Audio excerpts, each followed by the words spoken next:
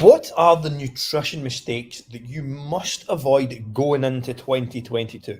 Well, I'm going to cover probably some of the most confusing information that there is out there, break down the bullshit, tell you what actually works, and then you can then implement moving forward going into 2022 to keep you on track. So, if you're watching back in the replay with me, comment replay down below. And if you're watching live with me right now, make sure and comment the word live below. Now, there are a million different ways out there that claim to be the best way to lose fat, get in shape, and get healthy. What is the truth? There are two factors that matter most when it comes to nutrition and fat loss, and these are calories and protein. And this is me now getting a phone call from the delivery driver. Hello? Hello, are you outside? Okay, perfect. Thank you. I'll be down in a couple of minutes. Yeah, thank you. Bye bye. So there you go. I was ordering my delivery there. Amy, could you take this app and just open Uber Eats, and he will get you to show you the pin. Thank you. The key is here somewhere. Here it's here. This is a productive live. Thank you. So what is the key topics when it comes to nutrition? What is important? Well, let me tell you straight away, I just ordered an Indian. So I ordered Indian takeaway. We're staying at a hotel. We're down in London, flying to Dubai tomorrow. So why am I eating food like that? Well, here's an interesting story. The person who went on the McDonald's diet, you may have seen the documentary, ate nothing but McDonald's every day. Now he lost weight over a period of time and improved every single health marker eating McDonald's every single day. Why? Because he lost body fat. There's a lot of talk about the virus and things like that, and a lot of scaremongering over the last couple of years. The reality is the stats are far worse in health problems caused by being overweight. So, what should you do with nutrition?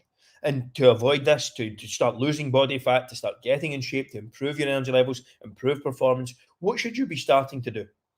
Here's what's really important: protein and calories. And this is ultimately what we break down with our Fat Loss Forever students. There's a lot of noise. There's a lot of things that are not too important. The two biggest levels that you're going to have to focus on are protein content daily and your calorie amount daily. Now, this then means we use something called flexible nutrition. So simply put, there is no perfect diet. There is the diet that works for you. Meal timings around specific protein sources, they play a very small part. But the reality is, what you need to take into account is, can you stick to the process? Can you stick to the program? And can you stick to the plan on a daily, weekly, and monthly basis? If you cannot, it is not the right process for you. Flexible nutrition is what we teach in our Fat Loss Forever program. It means that there is no perfect answer. The answer is the one that's going to work with your schedule. For example, we have busy dads who are single parents with 2 and 3 children. That's going to be completely different to someone who is in a family environment or is traveling for 200-300 days on the go. Like, it's totally different. So again, there are concepts and frameworks that make sense and prove you can get a result. And those are sticking to calorie content, calorie targets, and protein targets within a 24-hour period. That's going to get you most of the way there. But what you have to create is that process that works for you. If you don't like having breakfast, don't have a fucking breakfast. If you don't like snacking, don't worry about snacking. There are certain things that you do not need to force yourself into in order to get results. Finding a process that works for you is what's key. For example, one of our clients, Scott, he's lost over 20 kilos this year on the program, and he's someone who trained very regularly. He trained 3 to 5 times per week minimum, maybe even more, but was still 20-ish kilos overweight. Why? Because his nutrition wasn't right. Now we got the nutrition right. Scott still enjoys a beer on a Friday evening and that's something he builds into his routine. But he controls the rest of his week in an efficient way. So he sticks to his meal plan during the week, has a little bit of flexibility and freedom on a Friday evening when he wants to have a couple of beers. And ultimately, that's the process that works for Scott. My process wouldn't work for me. I'm not a drinker. It's not for me, but that's what works for Scott. So the answer there then would be, oh, well, can you stick to a meal plan and have a few beers? Absolutely, you can.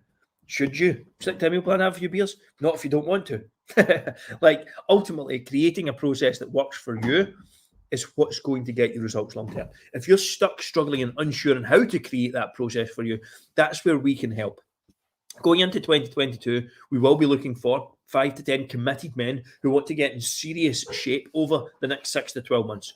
So if you're looking to lose body fat, increase your energy levels, optimize your health and performance over the next 12 months, all you have to do is comment the words "get fit" below, and we'll reach out, see if you're a good fit for the program, and if so, we can run through some options of what it looks like to work together.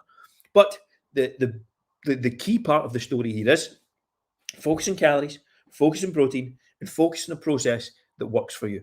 Nothing else. Speak to you all later on.